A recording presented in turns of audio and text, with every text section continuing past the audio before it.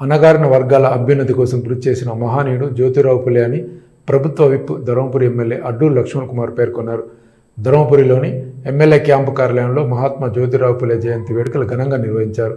ఈ సందర్భంగా జ్యోతిరావు పులే చిత్రపటానికి ప్రభుత్వ వైపు లక్ష్మణ్ కుమార్ పూలమాలలు వేసి నివాళులర్పించారు.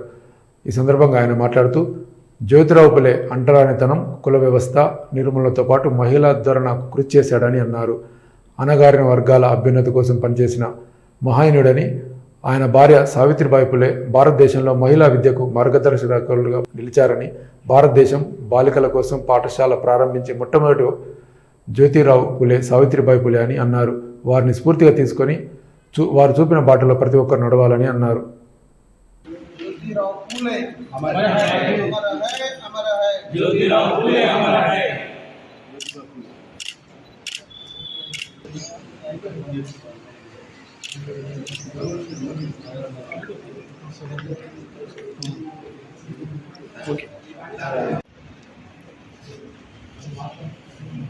జ్యోతిబాబు పులే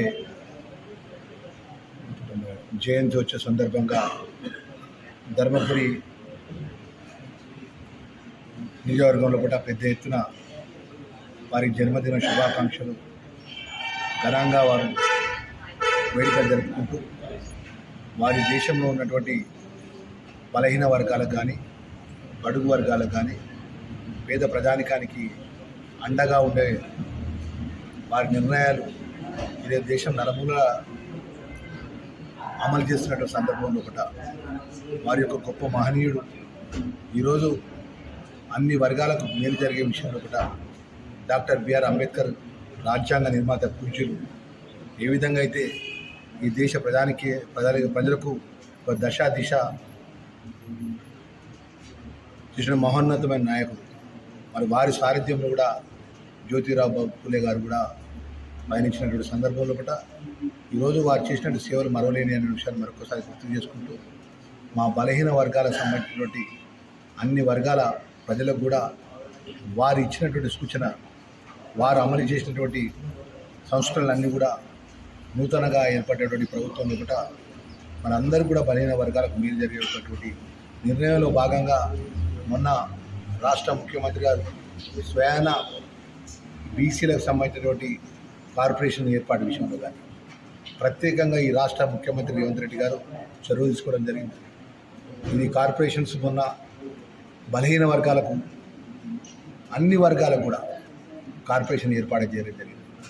కార్పొరేషన్ యొక్క ఆ జ్యోతిరావు గారి పులే యొక్క నిర్ణయం ఎట్లా ఉందంటే అన్ని వర్గాలకు సమన్యాయం జరగాలని చెప్పేసి వారి యొక్క ఆలోచన విధానాన్ని ఈ రాష్ట్ర ముఖ్యమంత్రి గారు అమలు చేసే విధంగా నిర్ణయాలు జరిగింది. మరి ఈ జిల్లాకు సంబంధించి జగిత్యాల జిల్లా కలెక్టర్ గారి మరి వారు ఆధ్వర్యంలో కూడా ప్రభుత్వ పరంగా ఏదైతే సంస్కరణలు కానీ ఏదైతే కమిషన్లు ఏర్పాటు చేసిందో కూడా రాబోయే రోజుల్లో కూడా అన్ని వర్గాలకు ప్రజలకు కూడా మేలు జరిగే నిర్ణయాలు కూడా జరుగుతాయనే విషయాన్ని ఈ సందర్భంగా మరొకసారి తెలియజేసుకుంటూ మరొకసారి వారి యొక్క జన్మదిన సందర్భంగా వారు చేసిన సేవలు స్మరించుకుంటూ అందరికీ నమస్కారం.